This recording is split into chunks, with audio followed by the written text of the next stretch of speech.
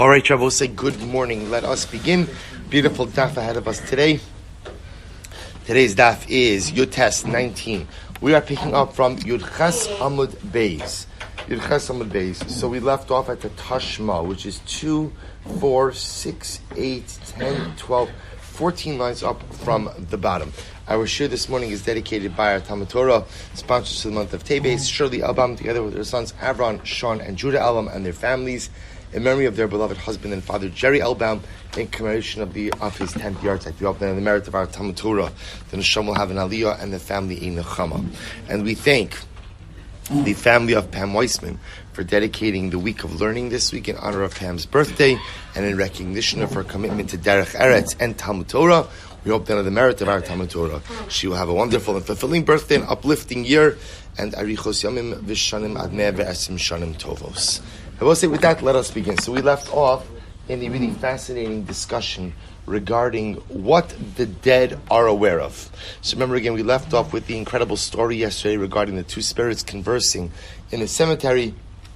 The chassid who overhears the financial advice that they are dispensing on Leil, Rosh Hashanah, and Baruch Hashem, and then ultimately again the Gemara uses that as a proof to the fact that the dead are aware of what happens in this world. The Gemara then dismisses that proof, so we go back to Tashma.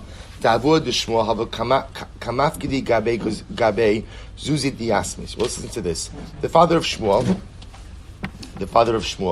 ultimately again, people used to deposit money with him for orphans. So there was money set aside or money collected for orphans. I'm sorry, one more Tashma, thank you. So we'll say a few lines actually before that. Tashma the Zeiri, thank you. In the wide lines, 4 lines in. Tashma, the Zeiri have a mafkev zuzi gabi ushbezichse. Zeiri used to go ahead and deposit money. Ushbezichse means an innkeeper, a woman who was an innkeeper. He would deposit money with her for safekeeping. Adda asiva azila beiraf. So he would go off to yeshiva. I guess he had like a room in this inn. When he would go off to yeshiva, he would deposit his money with this woman. What happened? The Gemara says, Shchiva, she died. Now she died while he was away, and of course he does not know where she deposited his money. So Azal Basra Chatzar Maves, he goes to the cemetery. Amrla, Zuzi Heicha. He asks her, where is my money?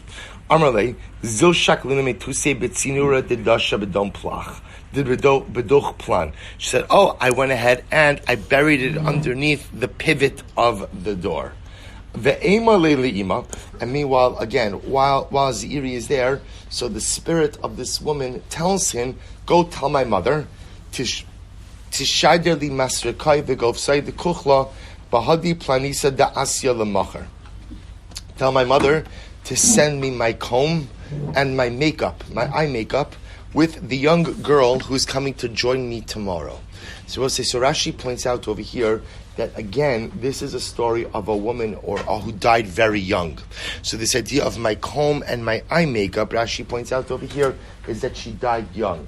So but the point of the story for us is what? So obviously the dead know what is happening in this world, because again here the dead innkeeper knows that this other young girl is going to die tomorrow. Alma Yadi. Therefore you see the dead know what's occurring in this world. To which the Gemara says, maybe not Dilma, Duma, Kadu, Machrazlu. But so apparently there's a malach called Duma.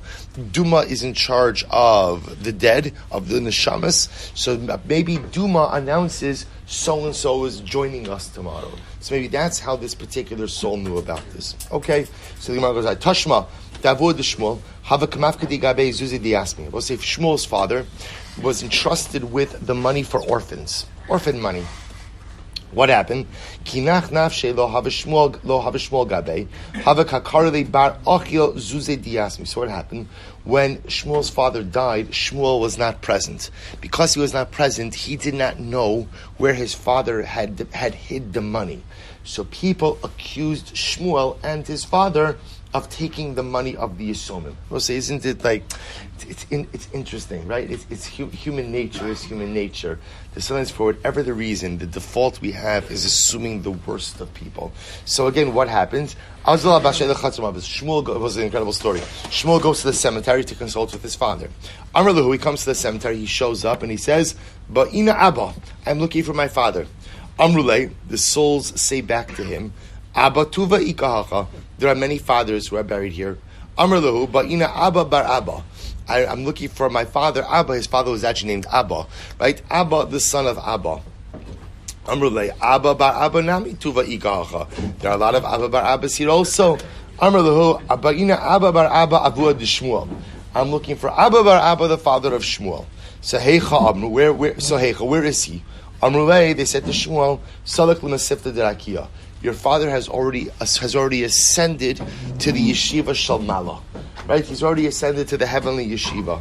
Adahachi, so but apparently they were going to get him. There's other souls are going to get him. Adahachi chazye lelevi diyasev abroi. So we'll say, while Shmuel is in the cemetery, he sees Levi. Now Levi had passed away already, but he sees Levi's neshama. So we'll say, apparently the image that Shmuel saw as he gets to the cemetery, and he sees a group of souls sitting together.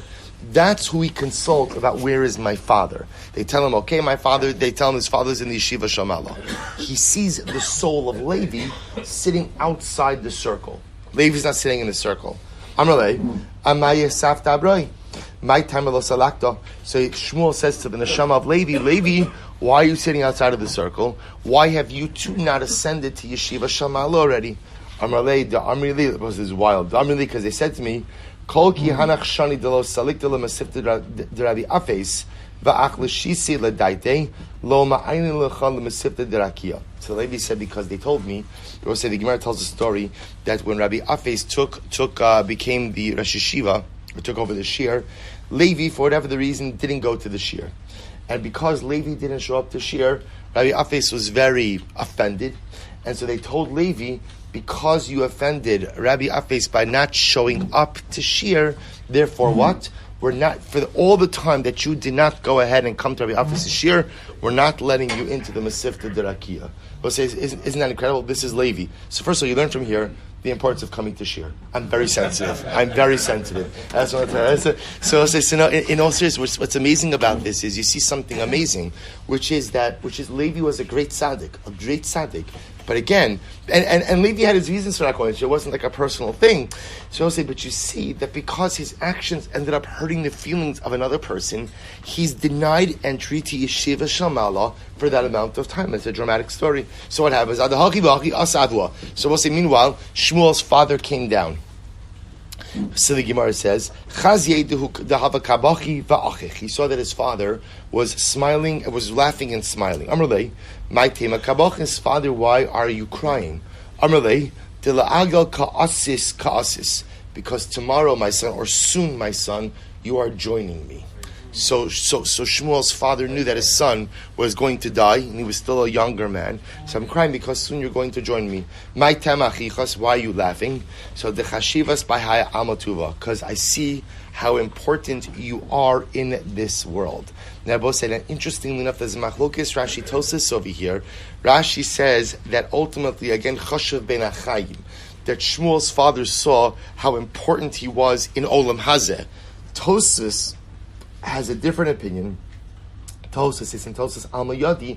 Tosas says, no. The Shmuel's father was saying how important you are in Olam Haba. All right, so just again, it doesn't impact the story that much, but it's just interesting. Shmuel's father, I see how chashuv you are in this world. Is this world Olam Hazeh? That's Rashi, or Olam Haba Tosas. So the Gemara says, Amrlei. So listen to Shmuel says, if I'm really so important, then Na'aluha leLevi. Then allow Levi admittance into the yeshiva Shalmala. Va'ailua leLevi. And ultimately, again, they let Levi in. So I'll say, by the way, you see the gadlus in this, the beauty in this? Shmuel was just told that he is important in Olam Hazeh, Olam Haba, one of them, both of them. So I'll say, you would think that, again, this would be an Eis Ratzon for what? For what? Ask for something. If I'm so important, so you know what? Parnasa, Hatzlacha, whatever it is. What does he ask for? Let Levi into Yeshiva Shamala. I will say that's sometimes the greatest things that we could do with our brachos is ultimately take care of the other. So so he says to his father, Zuzi diasni hecha, Father, I came because I need to know where did you deposit the money that belongs to the Yisomim. Amrle, zil shaklinhu ba'amsa derachya. Go ahead and lift up the stone of the mill, of the grinding mill. lift up the stone, you're going to find money there. So Ilayvet Hasaydidan, the money on the top and the money on the bottom is ours. Umitzidi Asmi, the money in the middle, that belongs to the Yisomim. Amarle, my time avaratach. Father, why did you do this? Amarle, iginuvi ganvi mignevu mididan. Iachla ara achla mididan. So Shmuel's father said, because here's the deal. If somebody were to discover the hiding place and they would reach in and take money, they would take the money on top. That way, if money gets stolen, then what? It's our money. And we'll say the issue is this is, presuming this was coinage. When you put coinage in the earth and dirt, what ends up happening? Over time, it erodes. This way, if there's any erosion, it's our money that erodes. So therefore, again, Shmuel's father totally safeguarded the money of the Yisomim. So the Gemara says, the Gemara says, Alma tiyadi. What do you see from here? You see from here that the dead, in fact, do go ahead and know what's happening in this world. So we'll say, so ultimately, again, according to Rashi, what this means, the proof over here is because Shmuel's father knew that Shmuel was chashuv in this world. That's the proof. According to Tosfos, it's that ultimately, again, that Shmuel's father knew that Shmuel was going to die imminently. But either way, it proves that the dead know what's happening in this world. To which the Gemara says, Dilma Shani Shmuel, maybe Shmuel is different. Why? Kevan dechashiv kadni umachrazi pinu makom. So I'll say maybe Shmuel is different. Since Shmuel was so important, maybe again they made an announcement in the celestial sphere, make room, because the great tzaddik Shmuel is coming. So in other words, maybe Shmuel's father knew what he knew, not based on the fact that what? That ultimately, again, that Shmuel was chashuv and they made an announcement. They both say, just in the incredible Musar. See, what were people saying about Shmuel and his father? People were saying that they're going ahead and stealing money from Yisomim. And they both say, turns out that what? There's nothing further from the truth. Not only are they not stealing money of the Yisomim, but what? They're safeguarding the money of the Yisomim at personal loss. We'll say such an incredible musar that sometimes we look at things and we think, I know the whole story. I know everything. All the information is clear, kashemesh but saharayim. But yet, sometimes we're so wrong. Which is why there's such an important need to reserve judgment about people and about situations until we're really 100% sure that we have complete information. So incredible. Even Rabbi Yochanan, Rabbi Yonasan, changed his position. How do we know that the dead speak with each other? So the Gemara says, So I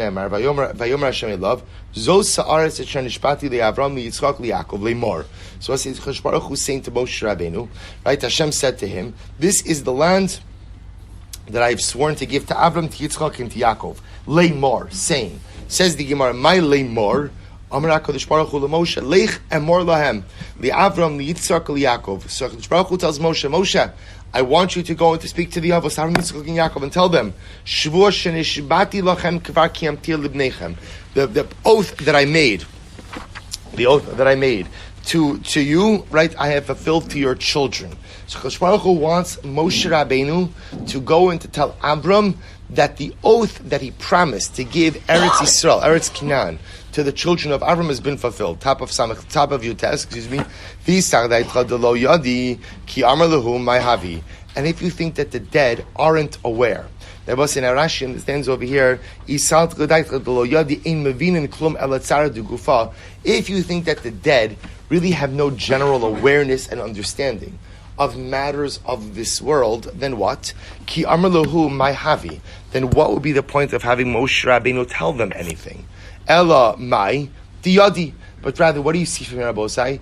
That the dead absolutely have an awareness of what's happening in this world. Now, I will say now, I just want to point out something very interesting, because there was a little bit of a shift here in the Gemara. See, up until now, we were discussing, are the dead actively aware of what's happening in this world?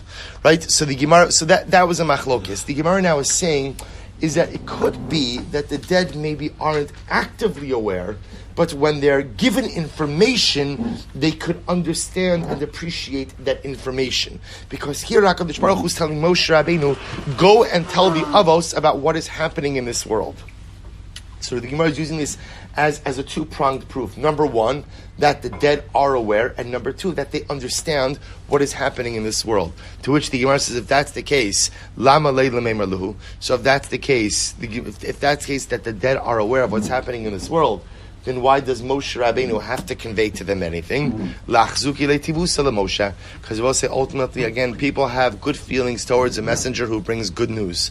Therefore, if Moshe Rabbeinu is bringing good tidings, the Avos will have special hakaras hatov towards Moshe Rabbeinu. So the Rebbe Shalom was trying to build up the relationship between Moshe and the Avos. Quite beautiful. Amr Rabbi Yitzchak. So we'll say, okay, that marks the end of the, well, it doesn't mark the end. Amr Rabbi Yitzchak. Kol ha'mesaper acharei hameis. So we'll say, changes directions a little bit.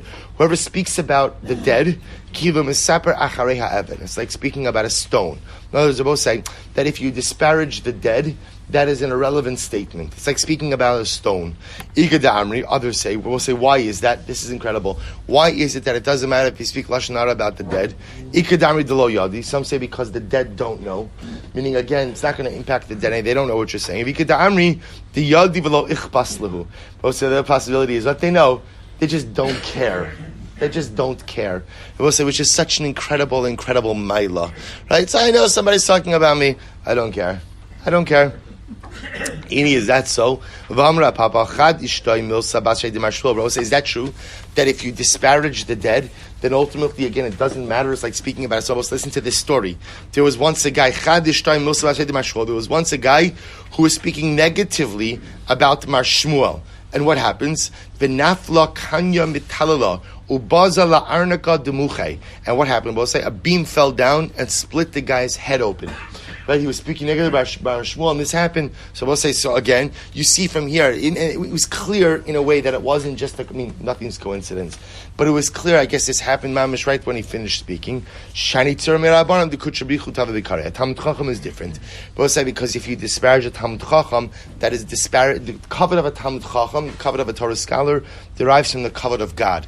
Therefore, disparagement of a Talmud Chacham, ultimately, again, is a disparaging of the divine. And for that, HaKadosh Baruch Hu exacts punishment. Amr Rabbi Yeshua ben Levi. Whoever speaks negatively about Talmidei Chachamim, this is after they're dead, ultimately again falls into the grasp of Gehenna. Shnei Emar quotes over here the pasuk from Tehillim. V'ham meitim al kalkolosam yolichem Hashem es poalei ha'aven shalom al Yisrael. Afilu b'shah shalom al Yisrael. Even at a time where there is shalom al Yisrael over here is a reference to death. Even at a time when the Talmud Chacham is already dead, yolichem Hashem es poalei ha'aven. HaKadosh Baruch Hu again will go ahead and deal with those who commit averos. So the idea being that even once the Shalom Yisrael, when the Talmud Chacham is dead, still HaKadosh Baruch Hu exacts punishment from those who speak negatively about the Talmud Chacham. Tanad Rabbi Shmuel, both sides, second wide line on your Testament Aleph. Tanad Rabbi Shmuel, this is a beautiful Gemara. Imra isa Talmud Chacham she'avra avera balayla. If you see a Talmud Chacham who committed an avera at night, al taharer acharav bayom shema asa tshuva. Do not look at him as a rasha, right? Or do not doubt his righteousness by day, for perhaps he has already done tshuva. So we'll say what this means is if you see a Talmud Chacham who does something wrong, so you could assume that by the next day already he's done tshuva and he's fixed that which was broken. Saka daitcha. Possibly that he did tshuva, elavade asa tshuva. But we'll say if you see a Talmud Chacham who did something wrong, you must assume again that by the next day he already did tshuva. V'hani mili b'dvarim shebegufo, aval b'mamona ad dahadla marayna. But we'll say that's assuming that you saw the Talmud Chacham do something wrong, a physical avera, right? You saw him do something bad, so you could assume that by the next day he did tshuva. But if it was a monetary transgression, the only time you could assume he did tshuva is when? Is if he returned the money, if he somehow made the monetary transgression right. But it's just an incredible idea. First of all, it's an insight into what a Talmud Chacham is. You see, a Talmud Chacham is not just a function of how much knowledge a person has. Anyone could amass knowledge. Amassing knowledge is not difficult.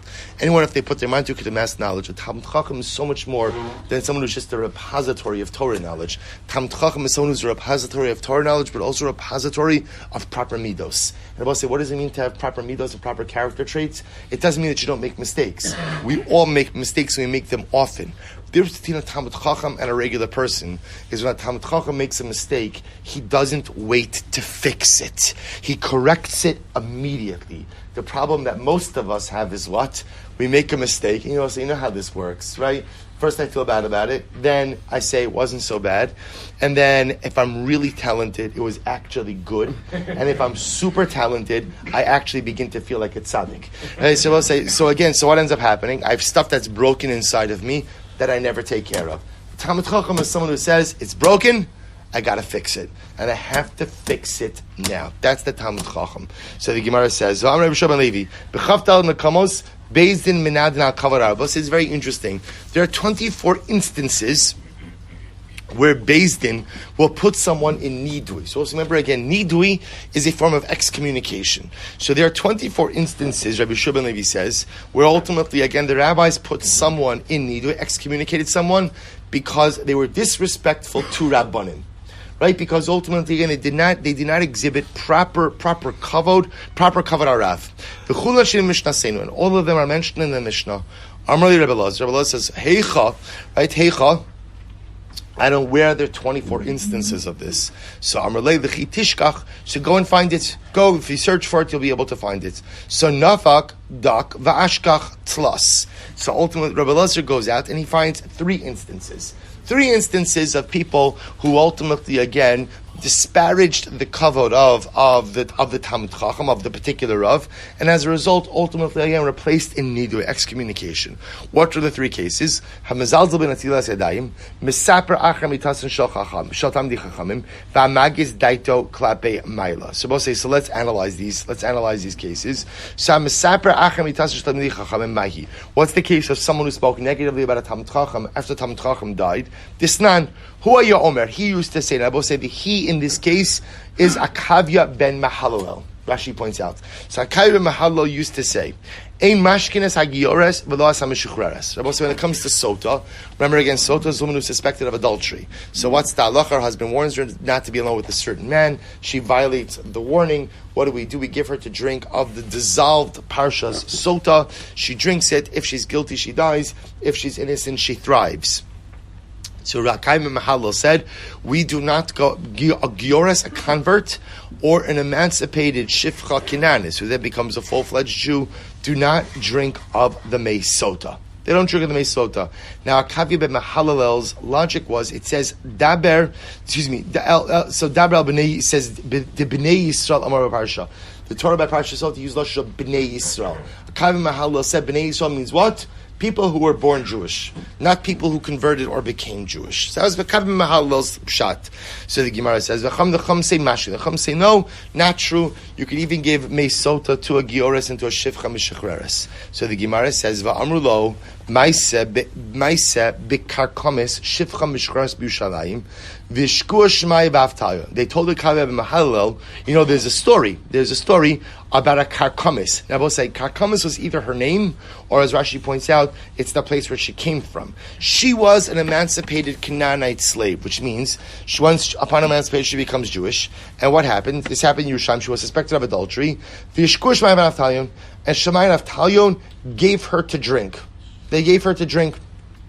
So they told us like Havim Mahalel as a proof that you could give a gioris and shifcha mishuchreres meisota. So what happened? Amar lehem Havim Mahalel says that's not a good example. Dugma hishkuha. Ultimately, again, they gave her because she was just like them. The says Shammai and Avtalion were descendants of Gerim. They were descendants. Remember again, their Zeda, their alter Zeda was none other than Sancheriv. Right, Sancheriv Melech Ashur, right, who marched on Yerushalayim. So it's incredible, by the way. The Einiklach, right, the grandchildren of Sancheriv were Shemaiah and Avtalion. Pretty amazing. So Akav Mahalal said, of course they gave the Giores because she's just like them. Which I will say is a pretty disparaging statement on multiple levels. And what happens when Vini do, and then ultimately again they excommunicated Akavim and Mahalal, or Meis Bini Duyav, he died in a state of excommunication.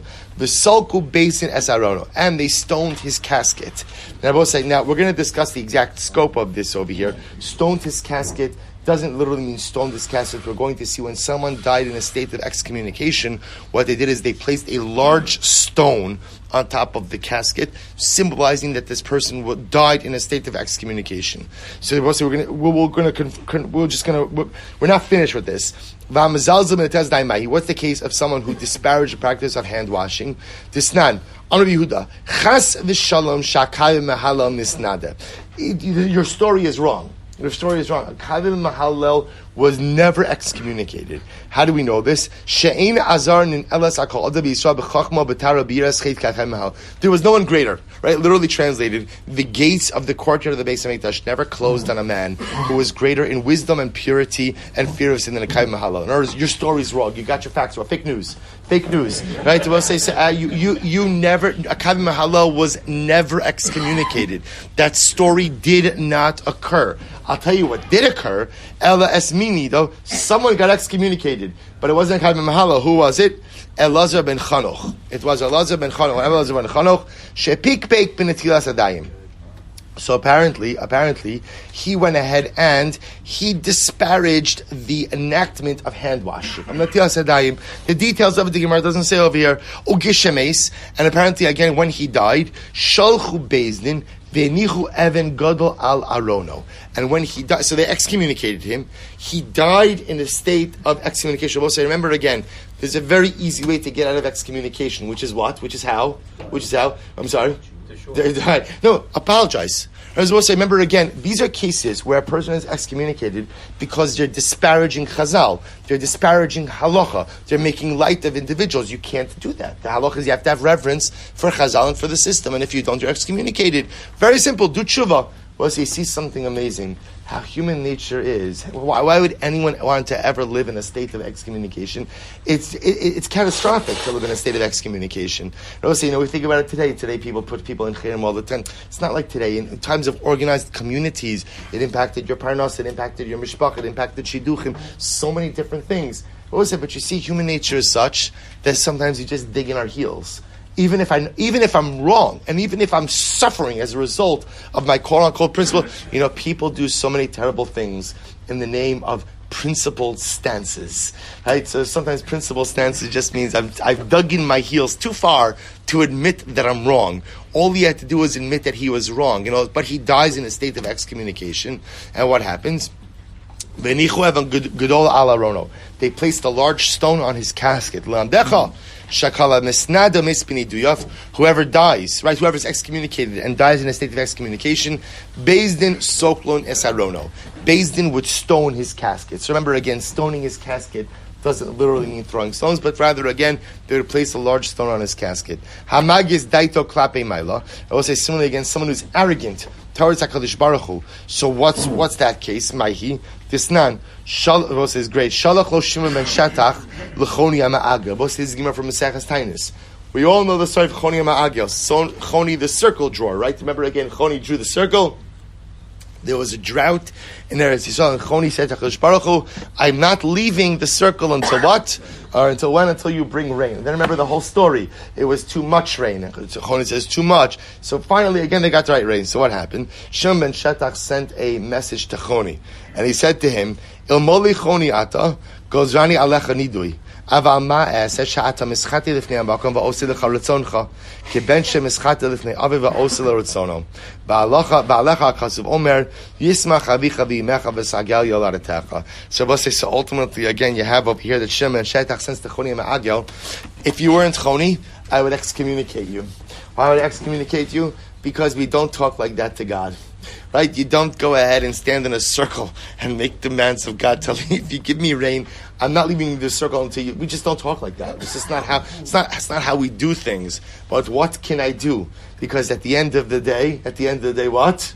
It worked, right? So what am I supposed to do? HaKadosh Baruch Hu answered you. So you are like a son. You are like a son who sins in the presence of his father, but yet the father loves his son so much that he does what the son asks. So as much as I would like to excommunicate you, because I think you set a wrong precedent, I don't think what you did is right, how could I excommunicate you when HaKadosh Baruch Hu showers you with blessing? Pretty amazing. V'suleka, are there no other cases, Rabbi say, of people who did practices that were against the Ratzon, against the will of the Chachamim, and deserved excommunication?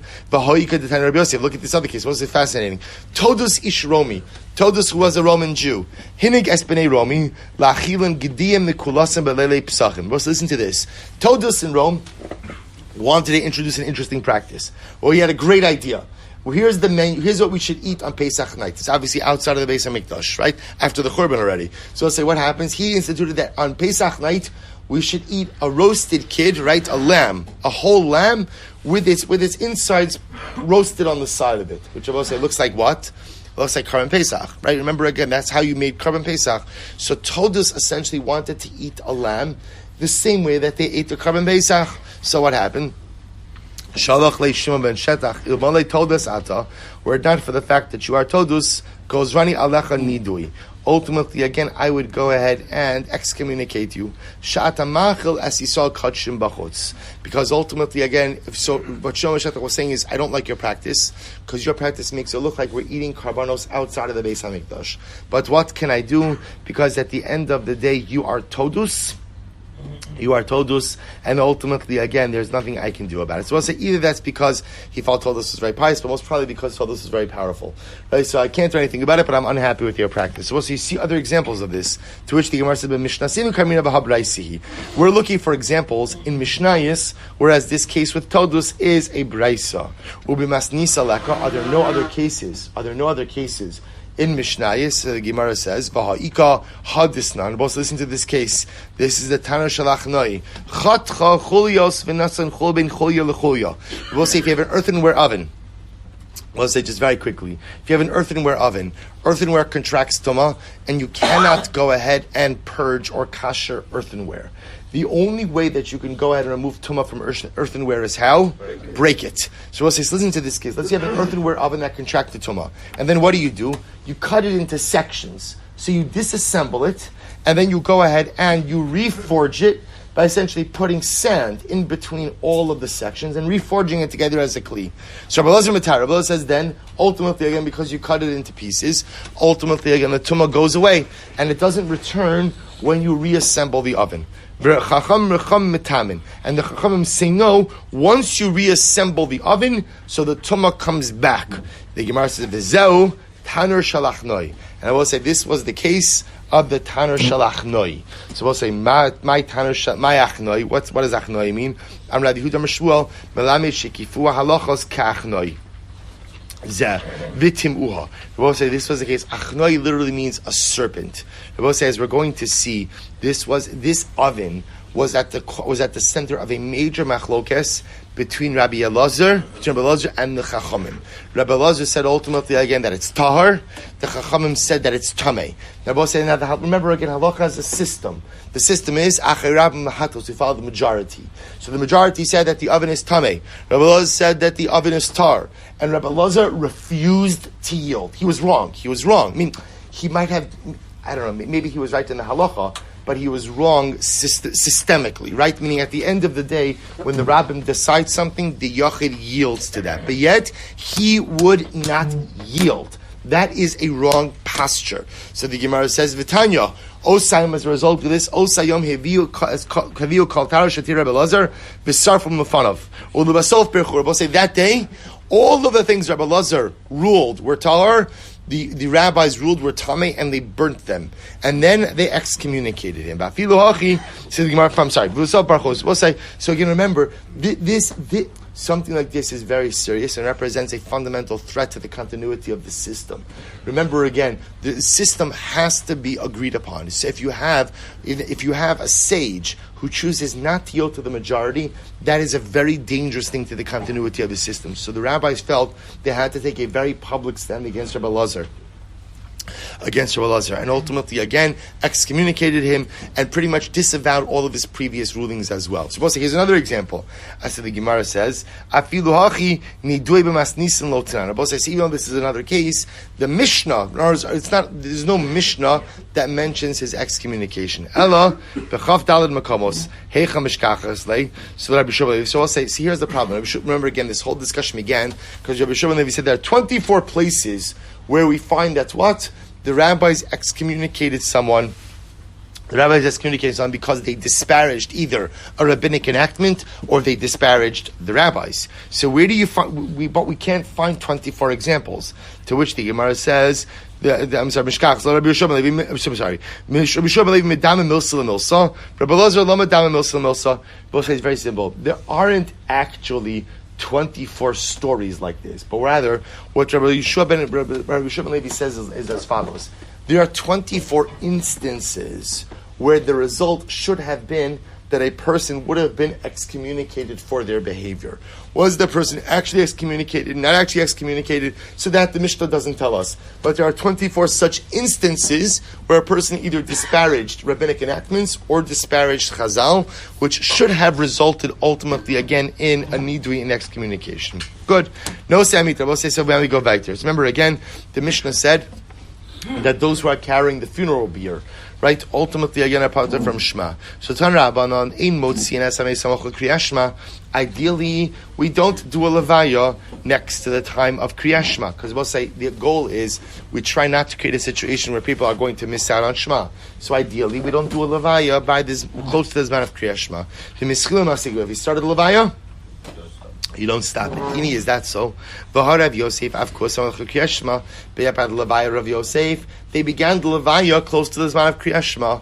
Adam Chashav Shaini, to which the Gemara answers, an important person is different. The levaya of an Adam Chashav is different. You do it whenever you do it. Shefnei amita shel achar amita. Tan Rabbanon, ha'oskim behesped, bezman shemis mutal lefneim nishmatin echad echad v'korn. Both say those who are involved in hesped. Both say involved in this context means listening. So those who are listening to the hesped, and let's say Zman Kriyas Shema is coming, so they don't all get up and leave and go say Shema. Rather, what they do is they absent themselves one at a time. Right? So one person at a time goes out to say Shema. The Gemara says, V'korin. But if they're listening to the Hespedim, but the corpse is not in front of them, Hein Yoshvin V'korin. They could sit in their place, and ultimately, again, they could say Shema. So remember, again, I was saying in the first case, where the mace is in front of me, I can't say Shema there. Going back to yesterday's daf, loig l'rash. That's not respectful to the dead, to do a mitzvah in the presence of the dead. So we don't all get up at the same time. Rather, we go out one by one. But if I'm not sitting in the presence of the mace, I could just say Kriyas Shema right there. So the Gemara says, Ve'in Yoshev V'korin, V'hu Yoshev V'domim.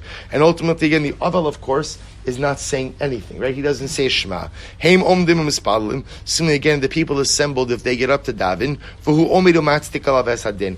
The Avel, or in this case, he's still the owning, because this is before burial, he gets up and he does tziduk hadin, acceptance of judgment. V'omer, and he says, this is the Avel speaking, Ribon ha'olamim, harbe chatasi l'fanecha, the Baruch Hu, I've sinned before you much. I've sinned before, this is the Avel speaking now, I've sinned before you much, God, and you have not extracted even 1,000th of what it is that I deserve. Should be your will that you should go ahead and bridge or plug the gaps, right? Plug the pirtzos in our life. And the pirtzos, the gaps of all of Klal Yisrael, with compassion. So we'll say, this is actually incredible. The idea is that at a time of loss, a person introspects. Because at a time of loss, again, is a time of din, and a person realizes as much pain as I'm experiencing now, you haven't even punished me 1,000th for what I really deserve. So Amar Abaye says, don't say this. Lol mi boile inish lemeimar hachi. Rabbi Shimon Lakish v'chintarim mishvei Rabbi Yossi li'olam al yiftach piv la satan. They both say, you never say stuff like, wow, God, you've never punished me like what I deserve. Right? We don't say stuff like that. Because al tiftach pelas satan. In other words, we'll say which al tiftach pelas satan means you never become your own prosecutor. Right? We never become our own prosecutor. We never go ahead and highlight our own iniquity or shortcomings. But Rabbi Yosef Mikra, what's the pasuk that supports this? Shenemar, Kimat Sidon Hayinu, Maya Hadra Lehu Navi, Shimu Dvar Hashem Katzine Stone. Because what's like the pasuk says, that Am Yisrael says we've become like stone, and the Navi responds, listen to me, princes of stone. So we're supposed to say, the Navi never said it first. It's only once we said that we're like stone, then the Navi says, you know what, you're right, you are like stone. So therefore again, the Gemara says, Al Tiftach Pelasatan. We're supposed to say, so again, remember, there's this incredibly fine balance on one hand between being honest with introspection and recognizing your faults, your shortcomings, your weaknesses, your wrongdoings. There's a different piece in broadcasting that as part of tefillah. So tiftach pelasata means I don't broadcast my iniquity as part of tefillah, as part of my introspection. Of course, I broadcast it to myself and to HaKadosh Baruch Hu, but it doesn't become part of organized prayer. So once the Mishnah then goes on, so let's listen to this. So the Mishnah said, ultimately, again, after they buried the dead and the Aval is coming back, if there's time before the Avel reaches you, then to say Shema, then you should say Shema in its entirety. So the Gemara says, it sounds like that you should begin to say Shema if what? If there's enough time to say the entire Shema before the Avel gets back. But if you only have enough time to say one pasuk, one parak, don't start. Or Minu, is that true? The Kivru Asameis v'chazru, if they buried the dead and now the Avel is returning, right? Hachenami. I'm sorry, pasuk echad. So I'll say, so the Bryce over here says that if after they buried the dead, if there's enough time before the Avel gets back to say even just one pasuk or one parak, do that. Hachenami kamar. Micholun lahascha v'ligmor afilu parak echad, afilu pasuk echad. Ad shelo yagil l'shuri yaschilu v'im lavio lo yaschilu. But in Hachenami, the Gemara says that if after the burial there's enough time for the person who's attending the levaya to say even one pasuk or one paragraph, get in what you can before it is time to comfort the mourner. Amud Beis, ha'omdim b'shura, tan rabbanon, shura haroa pnima p'tura. We'll say the shura, which remember again, Rabbi refers to the line, really the comforters. Rabbi say, so interesting. We do this today, but today we usually form two straight lines. According to Rashi, it sounds like what they used to do is they would surround the Avel. Right? In other words, they would make a circle around the Avel and escort the Avel home like that. So the Mishnah says, Shura Harua Pnima Ptura. So the people on the inner part of the circle, who literally again see the Avel, they're pater from Shema. V'she'in Harua Pnima, but those on the outer part of the circle, Chayavos. Ultimately, again, are Chayav in Shema. Rabbi Huda says, Habo'im Machmas Ha'avel Pturin. Rabbi Huda says, no. Here's the distinction. Those who are at Levaya, in order to be there for the Avel, are pater. Machmas Atzman Chayavin. Those who are there ultimately again for themselves. What does it mean for themselves? Rashi points out they want to see what's going on. Right? They want to hack around. Right? They want to see what's happening. So those who are there just to see what's going on, they're not pater from Shema. Those who are there for supposed to see, interesting enough, in Rabbi Huda's model, it doesn't really matter where you're situated. What does it matter? Why you're there. Supposed to say in the Rabbanan's model, everything matters where you are. If you're right in front of the Avel, you're pater. A couple of rows back, you're chayiv. According to Rabbi Yehuda, if you're there for the Avel, that's osi mitzvah, you're pater. But if you're not there for the Avel, but just to see what's going on, then you're chayiv. I'm Rabbi Yehuda, I'm Rav. Hamotzi, we'll say, now we get into an incredible sugya. Hamotzi kilayim bebigdo poshtan. We'll say if someone finds kilayim, we'll say also just say now we're davening in here today. Just so everybody should know that there's no electricity in the rest of the shul. Sorry. We're going to daven in here, which means we'll end on time. So the Gemara says as follows. So hamotzi kilayim bebigdo. So we'll say if somebody finds kilayim in their clothing. So we'll say, listen to this incredible case. I'm wearing my suit, right? Someone says, nice suit. Say, oh, by the way, you know that brand has shatnez in it. So I'll say, right? So what's the halacha? First of all, we'll say, just so you should know, if you happen to know that someone is wearing something that is shatnez, wait to call them until they get home. And I will say that's the idea. So all kidding aside, why? Because what's the halacha? Someone finds shatnez in their clothing, poshtan. You have to remove the clothing, afilu b'shuk, even if they are standing in the marketplace. Well, so you're obligated to take off the shatnez clothing, even in the marketplace. My taima, what's the reason? In chachma, ve'in savuna, ve'in eitzel neged Hashem. I will say, literally translated, it means there is no wisdom, there is no understanding, and there is no counsel opposite God. Which means, kamakum sheish chilul Hashem, Ein cholkin kavod l'rab. Literally translated, wherever there's a chil Hashem, we do not worry about kavod to the Rab, which essentially means that whenever there's a conflict between my dignity and God's dignity wins out. So we'll say the notion of violating an Aveira is an affront to God's dignity. The notion of me taking off my suit is an affront to my dignity. So when there's a clash between my dignity and God's dignity wins. So if I find out that I'm wearing shatnez even in the marketplace, what do I have to do? Take it off right then and there. So Gemara says, is that true? Is that true? Meisvei. Let's listen to this case. Let's say they buried the dead, and now the Avel is coming back. And there are two ways for the Avel to get home. One pathway is tar, one pathway is tameh. Ba b'tahora, ba in imo. If the Avel chooses the pathway that is tar, we follow him. Ba b'tameh, ba in imo. And even if the Avel follows the pathway that is tameh, we'll say again, let's say there's a grave. On that we still follow him. Why? Mishum kavodo. Because of the kavod, ultimately again, of the Avel. Amai, but why is that? Interestingly enough, the Gemara is talking about the idea that apparently knowingly becoming tameh is wrong. Now again, I'll say it could mean that there are kohanim in the entourage. That's what it could mean. Or it could also mean that in general, we just don't actively make ourselves tameh. So I'll say, so why don't you say over here, if the Avel takes the tar path, fine, I'll go with him. But if he takes the tameh path, I'm not going to go with him, especially if I'm a Kohen, because at the end of the day, again, that's an affront to God's dignity. So at the end of the day, as much as I have a mitzvah ultimately to follow Menachem the Avel, how could I do that at the expense of God?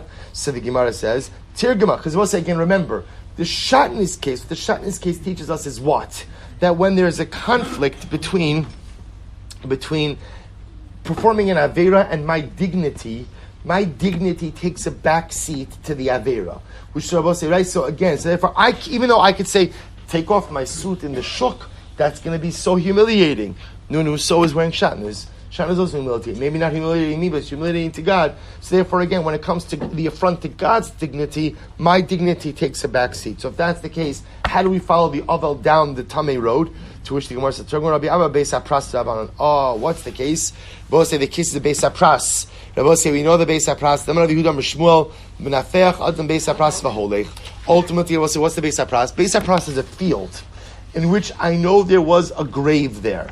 And what happens? I know the field was plowed over. So the concern is that the remains were disturbed and potentially scattered all over the field. So that there's a concern that maybe there is a bone fragment the size of a barley quart somewhere along the field which will convey tumah. Both said the concept of Beis HaPras is rabbinic tumah. So the Gemara is suggesting over here, when do we allow you to follow the Avel down the Tameh road? That's in a case of rabbinic tumah. Because after all, again, what do we say when it comes to Beis HaPras? Very simple. If you walk in a Beis HaPras, all you need to do is blow on the dirt in front of you. And as long as you blow on the dirt and it looks clear, you could walk there. To which the Gemara says, ultimately, again, a Beis HaPras that was trampled upon by many people is in fact tahor. Why is it tahor? Because also there's a lot of pedestrian traffic. We assume that's what? Even if there were bone fragments, they were trampled upon, and ultimately, again, no longer convey tumah. Tashma, we'll say another case. Tashma, we'll say it's incredible. Medalgin hayinu al gabe arono shamesin. We'll say it's a wild story. Elazar says, we used to jump on coffins. Listen to the end of the story, right? We'll say this. Remember again, we used to skip over coffins of the dead. Likras Malchi Yisrael, to go and to greet kings. So what this sounds like what Rabbi was saying is as follows: that when we heard that a monarch, a Jewish king, was coming to town, we often would go ahead and skip. We would walk on top of caskets. So they were below Likras Malchi Yisrael Bilvad, not only to greet Jewish kings. The Gemara says, Ela afilu Likras Malchi Akum, but even to greet Gentile rulers as well. Shem Yizkeh, that if a person ultimately again will be privileged to go to Olam Haba, Yavchin ben Malchi Yisrael Malchi Akum. A person will see the difference in Jewish royalty and Gentile royalty. But how can you jump over? How can you walk on caskets? Amay le'me'in chachma ve'in tvuna ve'in eitel and egedash. And I will say, remember again, yes, while it is important ultimately to what? To go ahead and go to see a monarch. But how can you do that at the expense of kavod ames? So the Gemara says, "Kedrav Damarava Tevar Torah Ohel kol sheyesh bo chalal tefach chotzeitz b'fnei hatumah v'she'im ba chalal tefach ina chotzeitz Torah. So we'll say, so interestingly enough, the Gemara actually here is not so focused on the kavod hameis. What the Gemara is focused on over here is what? Is the tumah, right? If you go ahead and you step on a casket, don't you become tameh? And if you become tameh, ultimately again, is that not a violation of an Aveira? Is that not an affront to God? To which the Gemara says, we'll stop over here. We'll pick up with this case of skipping over the caskets in Mirza Hashem tomorrow.